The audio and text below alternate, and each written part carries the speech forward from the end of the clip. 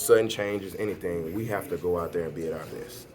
One of the biggest parts of that growing process for you guys to get to where you were to where you are now? I think playing for each other. I think more of it was more personal growth amongst individual people that we put together as a team, as opposed to like you grow up a little bit, you get a little older, you mature. That's a big part of it. And then like I said, we do things for each other and with each other that kind of adds to, like, we let it be known we got your back, and regardless, like, we gonna hold it down.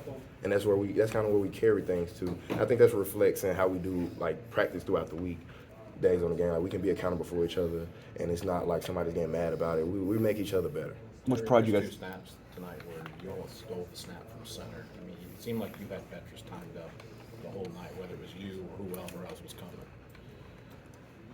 The first one was a guess. And the second one, I actually did feel it. Because I think based off that first one, I kind of felt where we were going with it.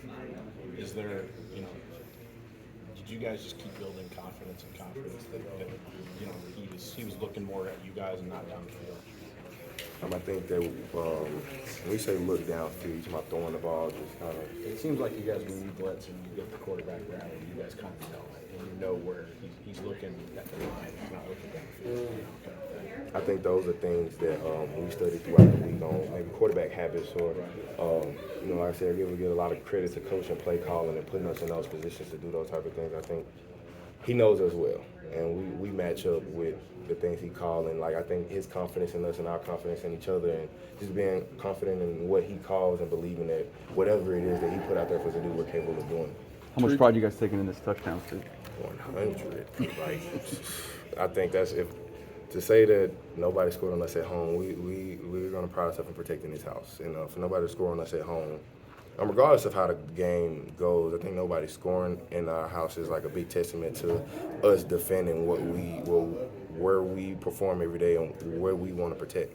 At what point in the season, like in these 4 games, did it become clear, like, it's really kind of a streak going here? No one scored on us. What game was it? I think we saw it from the media before we talked about it, yeah. And I think from us to coaches, it was just like, man, it's out there now.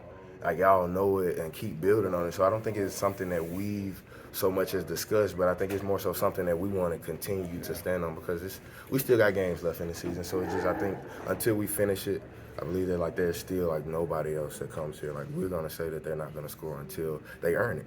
Can I ask you about the walk-on kicker who scored all 9 points? Like, how much did you know about him before? Like, when did you get to know him well, and what's it say about him to step into those moments? Man, Breezy, all good, cool, and they get reps. Like I said, everybody gets their reps in. So we know that on game time, when it's time to call on people, and they're gonna show up, and that's what he did today.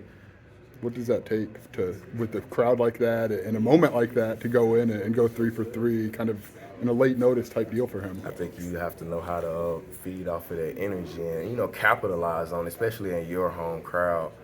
And I think for him to go out there and kick those in those tight moments, especially with a low-scoring, a no-score game, truthfully. So for him to go out there and be all of our points, I know for him that feels good, and we believe in him to go out there and do it. So I'm sorry.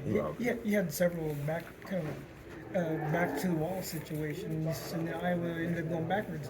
Is there some extra juice in the huddle when you guys have your back to the wall like that a little bit? 100%. Like I said, we tell each other we're gonna stand up to whatever bad situations, perfect situations. In perfect situations, we're gonna keep them down there. Bad situations, they don't get in our end zone. And those are things that we tell each other throughout. Like, they don't score, they don't get any further than this. And I think everybody performs in a way that proves that that's what we believe. These blitzes in the A gap, well timed. Was there something on the scouting report you guys saw that or something they're doing with their snap count where you could time it just right like that? I think I kind of just know how to time up blitz, but coach put us in the call, and it wouldn't happen if we didn't play how we played the whole game. None of those things would happen. So I think that it might be a little surprise with it. Just based off how everybody else playing, people kind of look toward protecting other things, and I think those swift moments where you might not expect it are was what allows us to really capitalize on that. It was a packed very loud stadium. I've been here, this is my third year covering you guys. I've never seen it so loud and so packed, especially in the fourth quarter.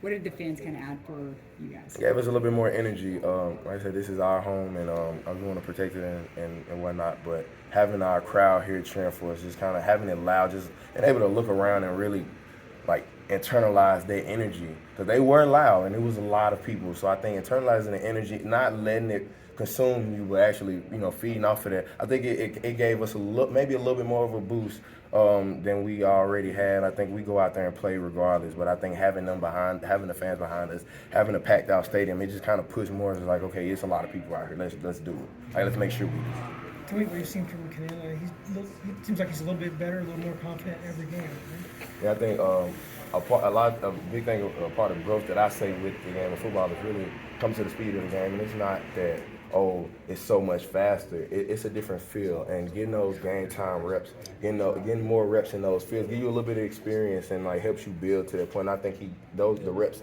that he gets, I think he's making the best out of them. Coach Bielema calls you guys the fire department. Yeah. When did that start, and do you like that? I think it actually came up last year, Okay. but I think this year has been more so something that because of where we were last year and when we building on that, I think it's something that they